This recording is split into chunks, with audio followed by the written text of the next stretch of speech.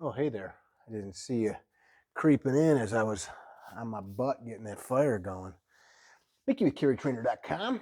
I knew you were there. I'm just kidding. I started the camera. I want to talk a little bit about how to take care of ourselves, our families, in a situation where maybe the grid, maybe the infrastructure that society has built around us isn't available. I'm talking power, I'm talking water, I'm talking cell phones, I'm talking internet, I'm talking all the things that we modern people in our modern life have come to rely on. All good things. It's amazing that we can walk to the wall and go poop, poop, poop, and a little device tells a furnace or an air conditioner to change the temperature in the house immediately.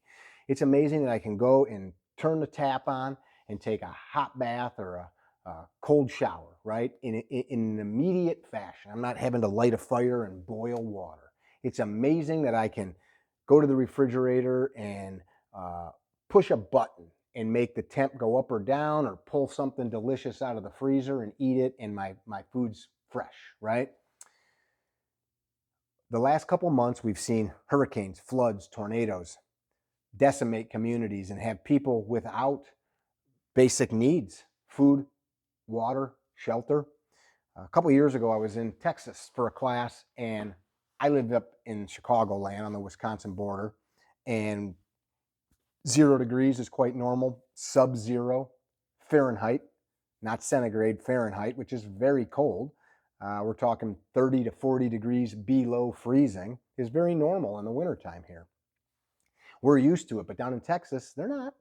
And they had a nice storm, and people cleared the stores out of all the meat, of all the bread, of all the frickin' staple food. They cleared it out because they didn't know, am I going to be able to get what I need?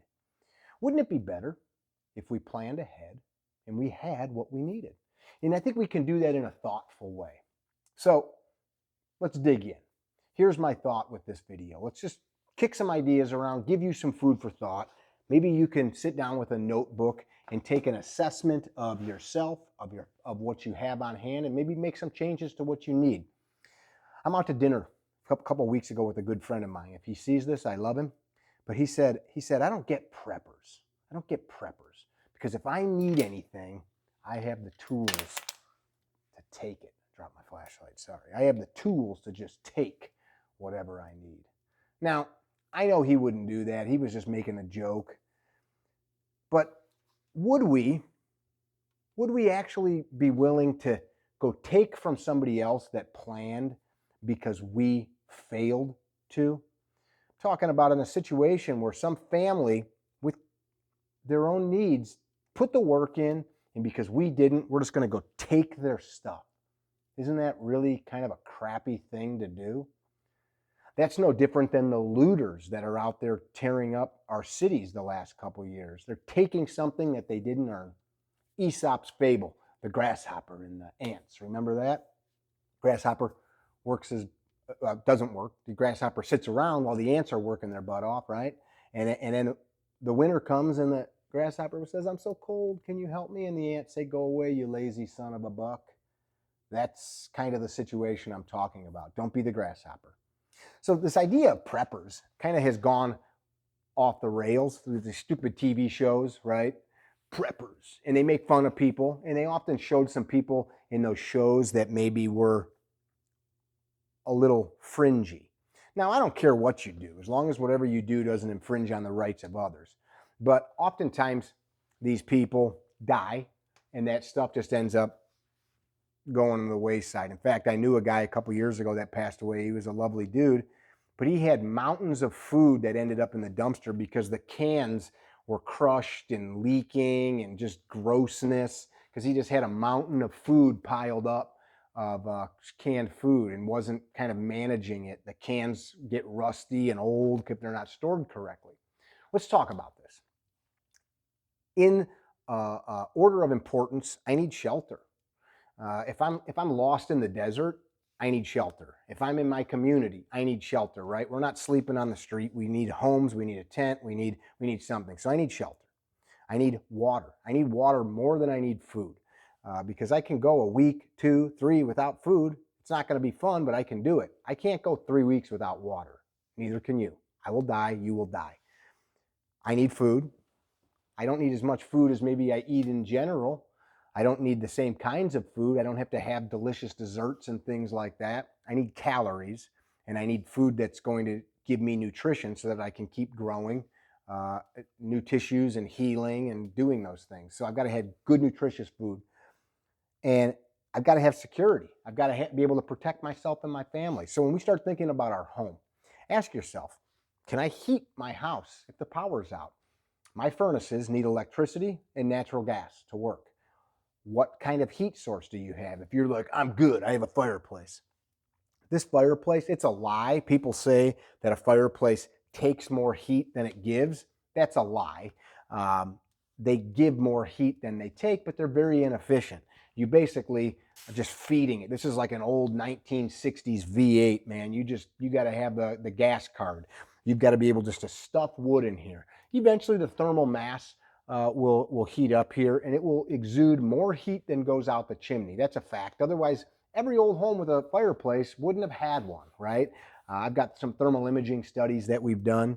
I have a background in building science. So a lot of people don't know this about me. That was a carpenter, but we for years specialized in energy efficient design and construction. We'd retrofit homes to make them more energy efficient. And for me, the deal never um, was much more than it would be really cool to be able to heat the house with less, cool the house with less, be able to maintain the home temperature while doing less. The furnace lasts longer, the air conditioner lasts longer, etc. So all that being said, do I have a way to heat or cool the house? Or is the home designed in a way that it does it itself? For most of us, a standard home that we live in isn't designed to do it itself. In fact, a lot of them are pretty inefficient. So some things that you can look for right out of the gate are the big holes in my house sealed up, the hatch that goes out of the attic. A lot of houses, it's just a sheet of drywall.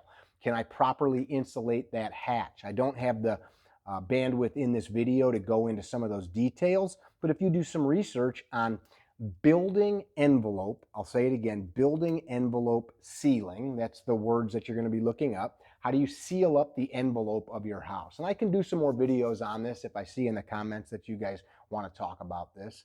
And I can talk about it quite coherently. I trained building inspectors on it. We did the stuff for years. We developed programs of auditing it to make sure people were doing it correctly. So building envelope. And one of the things that you can do as a long-term goal is you can have somebody come in and perform what's called a blower door test of your home. They're basically going to put a big fan in one of the doors, and it's hooked up to a tool called a manometer, and that manometer is measuring how much air is moving through that door, and you can do some calculations, and you can basically figure out how leaky the envelope of the house is. Fancy word for saying the layer that separates your house, the heated, cooled portion from the outside. And that's not the roof usually. It's usually the top layer of the house between the second floor or first floor and the attic. And think about where the air would be leaking. Can lights, outlets, penetrations where pipes have gone through the wall, and all kinds of other things. So is the envelope of your house sealed up to help something like this put more heat into the house than gets leaked out? Wood stoves are great, oil stoves, coal. There's a million different things. And the context of the video isn't telling you to put a wood stove in. I want you to think about what would happen at your house if there was no power. Can you just simply get a generator that you have an electrician, or do yourself if you have the ability to do that? Can you wire it to your furnace? Well, that will work as long as you still have propane, natural gas, or if you've got an electric furnace. Do you have enough fuel to power it, and how long? Now you might be listening and saying, hey man, I live in Texas, or I live in Phoenix, or I live in SoCal. I don't have this issue. Fine. No power. What's keeping your food fresh and cold?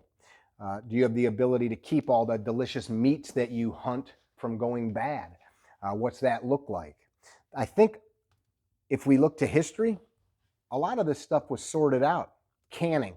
And I don't just mean cans like this, but taking jars like Mason invented and putting a lid on them and going through the canning process is a tried and true method if done correctly. Smoking, salting of meats. This stuff has existed for a long time for reasons. I'm not saying everybody should have a chicken and a goat in their backyard, because some of us live in apartments, some of us live in high rises, some of us live in places that we can't do the little urban homestead thing, which I'm not making fun of, but let's be realistic. And in fact, in some ways, those of you that live in the apartment, in the high rise, are going to be better off in some ways. What are those ways? Well, I now, from a heating and cooling standpoint, have the mass of this whole building.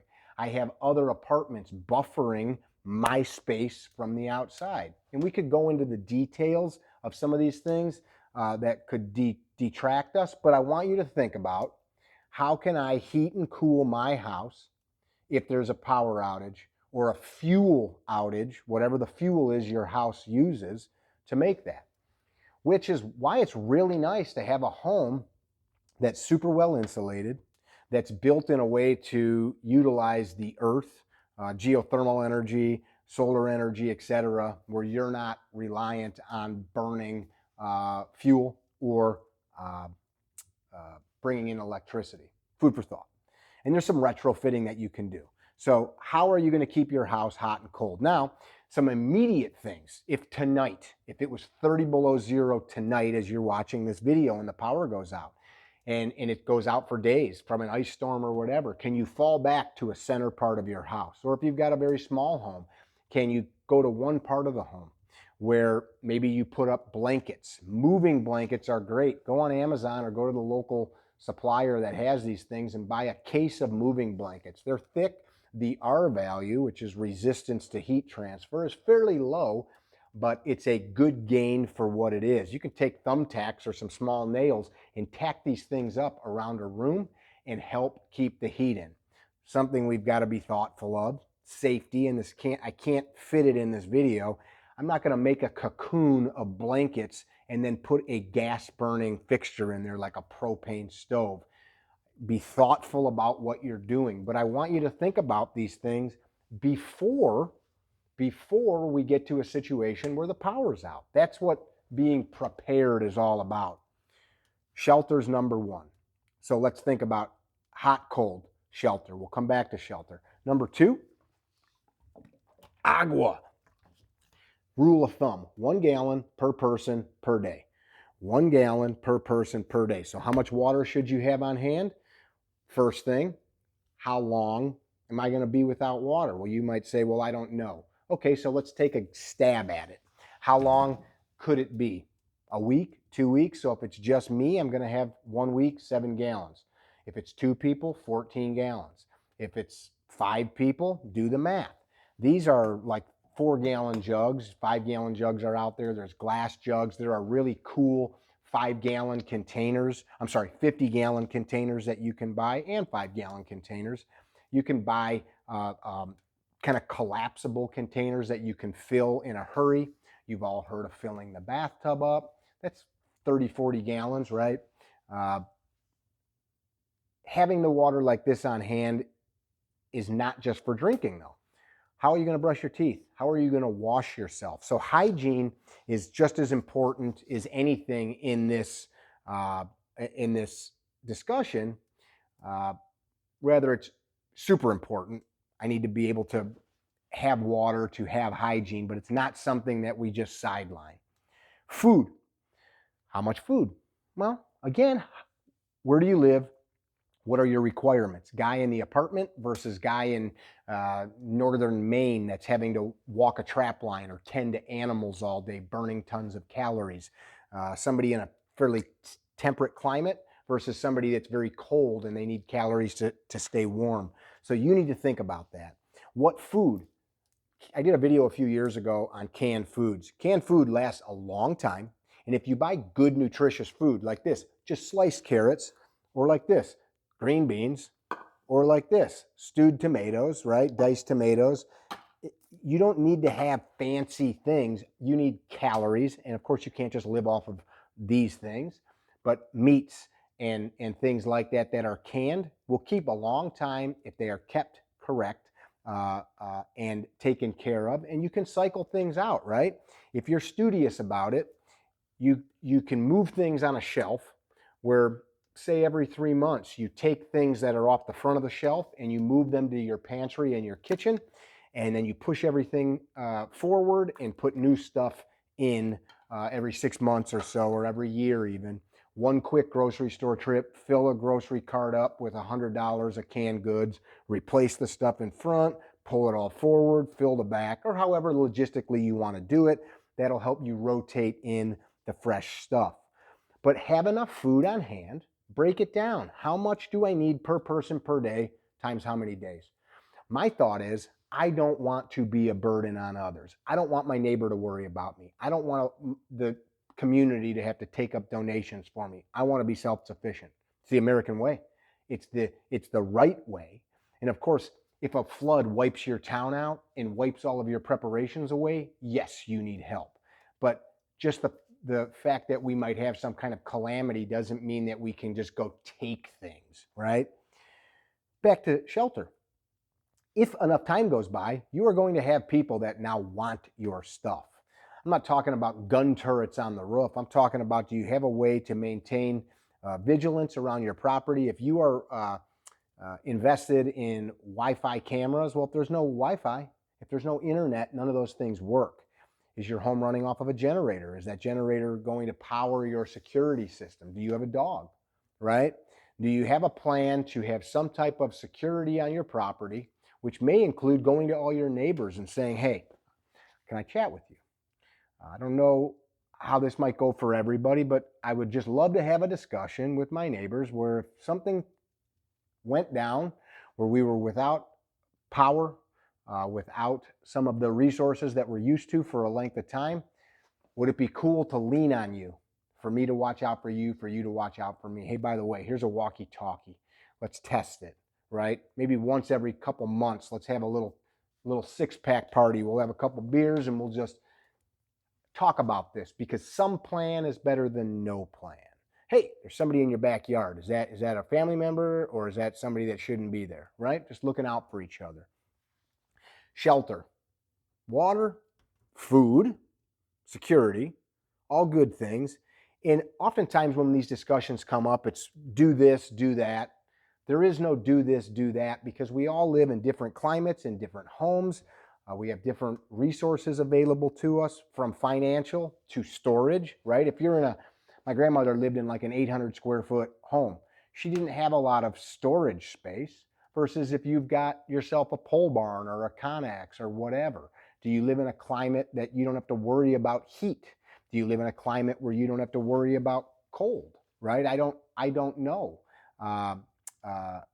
And that's why I think it's a discussion that you need to sit down and have for yourself. My personal opinion, I think we all should be able to 2 weeks. I think 2 weeks is kinds of puts us into a situation where something really bad is happening in the world if 2 weeks has gone by. And it's going to change the narrative a lot. Read between the lines on that. But I think if we can go 2 weeks where I've got food for my kiddos, I've got water to brush my teeth and wash ourselves, I've got water to take care of myself, that's important. What happens if the city supplies are down and there's nobody taking care of the sewers? If there's no water, I can't flush my toilet, and I'm not going to take this delicious drinking water and dump it in the toilet. How am I going to deal with that? Is there a pond nearby? Can I lug some water home? At some point, if there's nobody manning the city sewer system, that sewer might not take my poop. Do you have a way to deal with it? Do you know what a slit trench is? Can you dig a small hole in the ground that you can take care of your family's waste? These discussions are not fun, right? You don't want to be pooping in your backyard, but you certainly don't want a toilet double-decked full of human waste in your house. I would think it would be much better to think about this and chat about it in a comfortable, warm day, like today, than a day when the walls are closing in. So here's my challenge. Take an accounting of yourself. I think every man and woman that cares about these things from time to time should take a step back and say, what resources do I have available? What problems can I solve with these resources? Where am I lacking, right? Oftentimes it kind of goes off the rails where we end up where I've got 9,000 pounds of food and 87 billion rounds of ammo, and that's cool, man. But you forgot what you're going to do with your poop, right? Little things that maybe we didn't think about. The water. It's not a little thing when I need it and I don't have it. Well, I'll just go take it. From who? Not from me or my friends. You're not taking shit from us. Don't allow hubris to think that you're the only one that's trained and capable. Don't allow apathy to have you not taking care of yourself. And I think something that we all can do better at is having compassion on other people in our community. I want to have enough that I can help my mom and dad who live down the road. I want to have enough I can help some people if they need it, right? So appreciate you guys chatting. The warmth of this fire feels good. Something about fire that I think provides some kind of security in many, many levels. It's not just the raw heat that keeps us from freezing to death, but it's like, this conquering of nature, this fighting back the darkness, which is why I might close with a sales pitch for Ignis Lux Coffee. Thought that was a nice comical segue. Do check out our coffee, ignisluxcoffee.com. It's delicious. It's amazing. Don't stockpile that. As much as I'd like to tell you, you want fresh coffee, and our coffee is roasted fresh and shipped out to you. ignisluxcoffee.com. I roast it myself. We bag it in-house. Be well. Don't be dickheads. Tell somebody you love them. And please, in the comment section, throw whatever it is you're thinking about, you're talking about, you are stewing about on this topic of being prepared for a grid down scenario. Be well.